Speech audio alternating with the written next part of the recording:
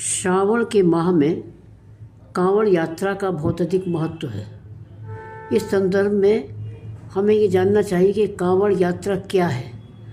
कांवड़ यात्रा भक्ति भावना से प्रेरित होकर अथवा किसी मनोकामना की पूर्ति के लिए भक्त गंगा तीर्थ स्थान से गंगा जल लाकर भगवान शिव के मंदिर में अर्पण करते हैं। भगवान शिव का कौन सा मंदिर उनको भक्ति भावना से ओतप्रोत करेगा, इसमें वो स्वयं अपने विचार रखते हैं। जो भी मंदिर वो पसंद करते हैं उसी मंदिर में लाकर उस जल को अर्पित करते हैं। कांवड़ यात्रा द्वारा लाया गया जल श्रावण मास की त्रयोदशी के दिन भगवान शिव को अर्पित करते हैं।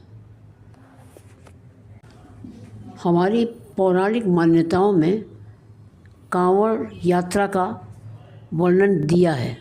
कांवड़ यात्रा प्राचीन काल से चली आ रही है। ऐसा माना जाता है या ऐसी मान्यता है कि परशुराम जी ने भगवान शंकर को कांवड़ यात्रा के द्वारा जल लाकर अर्पित किया था, अर्थात वो कांवड़िया बने। उसके पश्चात मान्यता के अनुसार श्रवण कुमार ने अपने माता पिता को कंधों पर बिठाकर गंगा जी की यात्रा की। गंगा स्नान कराकर अपने माता पिता के साथ भगवान शिव के मंदिर में गंगा जल को अर्पित किया। एक और मान्यता ये है कि जिस वक्त समुद्र मंथन हुआ था उस समय रत्न आदि असीमित धन की वस्तुएं भी निकली थी और उसके साथ एक विष का कुंभ भी आया था। वो विष का कुंभ भगवान शिव ने सृष्टि की रक्षा हेतु पी लिया था, जिसके कारण उनका कंठ नीला हुआ और नकारात्मक शक्तियों ने उनके ऊपर कुछ प्रभाव करने की चेष्टा की। उस समय सभी लोगों ने या सभी गणमान्य देवताओं ने भगवान शिव का जल से अभिषेक किया, जिससे कि उनकी नकारात्मक शक्तियों का प्रभाव कुछ कम हो सके। उसी समय से भगवान शिव के ऊपर जल का जलाभिषेक किया जाता है। यह जलाभिषेक पूरे वर्ष होता रहता है। श्रावण के महीने में इसका महत्व कुछ ज़्यादा होता है। क्यों कि शिव का महा भगवान को बहुत प्रिय है और जल की धारा भी भगवान को प्रिय है, ऐसा हमारे पौराणिक ग्रंथ बताते हैं। कांवड़ यात्रा कैसे प्रारंभ की जाती है, इसके विषय में भी जिज्ञासा हमारी होती है और हमको जानना चाहिए। कांवड़ यात्रा सर्वप्रथम भक्त भगवान शिव के मंदिर में दर्शन करते हुए कांवड़ यात्रा की शुरुआत करते हैं। कंधे पर गंगा जल लाने के लिए वो तैयारी करते हैं। तत्पश्चात पैदल उस स्थान पर जाते हैं जिस स्थान से उनको गंगा जल लेना है।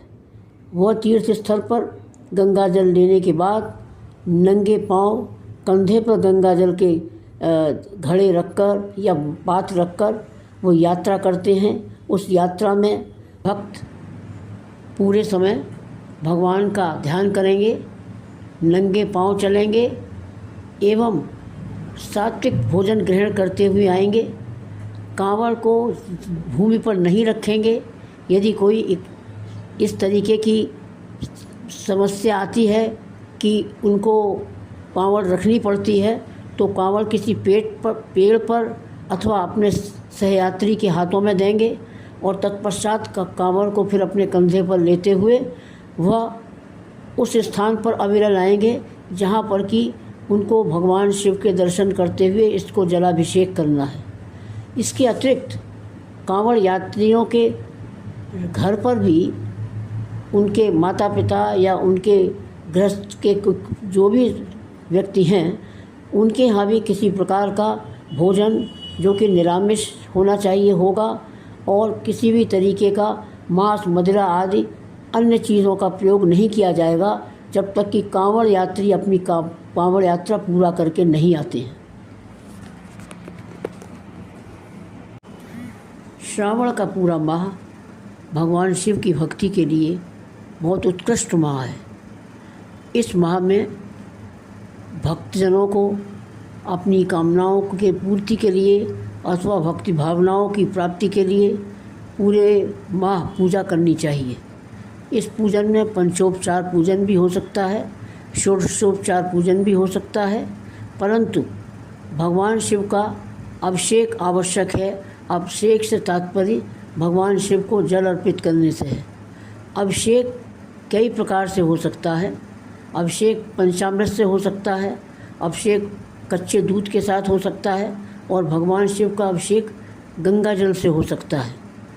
यदि हमारे पास गंगा जल नहीं है तो जल से भी अभिषेक कर सकते हैं।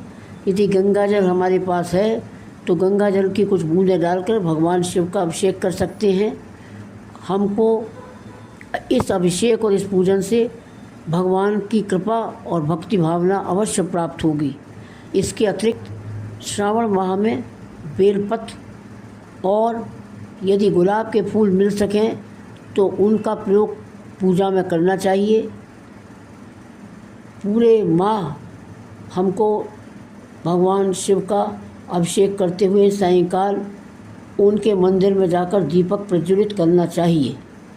इसके पश्चात यहाँ ये भी कहना तथ्य संगत होगा कि भगवान शिव का अभिषेक कामना पूर्ति के लिए हर वर्ष प्रतिदिन किया जा सकता है, और उससे जैसा कि हमारे शास्त्र हमको निर्देश देते हैं, भगवान शिव का अभिषेक किया जाए। भगवान शिव की पूजा में रुद्राभिषेक का बहुत अधिक महत्व है। रुद्राभिषेक सोमवार के दिन, त्रयोदशी के दिन किसी भी समय किया जा सकता है। रुद्राभिषेक का अर्थ है रुद्राष्टमी में दिए गए श्लोक, जो कि वेद मंत्र हैं, वेद श्लोक हैं, उनसे भगवान शिव का अभिषेक किया जाता है। अभिषेक पंचामृत से होता है, अभिषेक कच्चे दूध से होता है, तरह तरह से होता है। कहीं कहीं गन्ने के रस से भी अभिषेक किया जाता है। परंतु इन सब अभिषेक आदि करने के लिए हमको स्वच्छ वातावरण, स्वच्छता और भक्ति भावना अनिवार्य है, और ऐसी कोई चीज़ भगवान पर अर्पित न की जाए जो कि हमको अर्पित नहीं करनी चाहिए, जैसे केतकी का पुष्प, हल्दी आदि। ये सब चीज़ें भगवान शिव को अर्पित नहीं की जाती हैं। इसके अतिरिक्त प्रसाद में गाय के दूध का बना हुआ प्रसाद ही चढ़ाना चाहिए। मिश्री और मौसमी फल चढ़ाना चाहिए। किसी भी प्रकार से बेसन के लड्डू या इस तरीके का कोई भी पकवान भगवान शिव के प्रसाद के रूप में नहीं अर्पित करना चाहिए। भगवान शिव का पूजन कभी भी किया जा सकता है, पर विशेष दिन सोमवार है और विशेष तिथि त्रयोदशी है। भगवान शिव का पूजन दुखों से, कष्टों से निवृत्ति के लिए एवं अपनी कामनाओं की पूर्ति के लिए किया जाता है। इसलिए भगवान शिव के पूजन में विशेष सामग्रियों की रखने की आवश्यकता नहीं है। भगवान शिव अवधरदानी हैं, जल्दी प्रसन्न होने वाले देवता हैं। जलाभिषेक और सामान्य पूजा, पंचोपचार पूजा की जा सकती है। दुख निवृत्ति के लिए और शारीरिक कष्ट को दूर करने के लिए हमारे पुराणों में भगवान शिव के अभिषेक का वर्णन आता है, जो कि रुष्टाध्यायी में है, और वो वेद मंत्र हैं जिन मंत्रों के द्वारा भगवान शिव का अभिषेक किया जाएगा।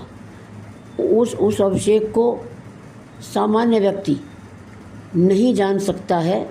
इसके लिए हमको अभिषेक कराने के लिए किसी योग्य पुरुष की आवश्यकता होती है, और उनके माध्यम से हम इस अभिषेक को करा सकते हैं और भगवान शिव की कृपा प्राप्त कर सकते हैं।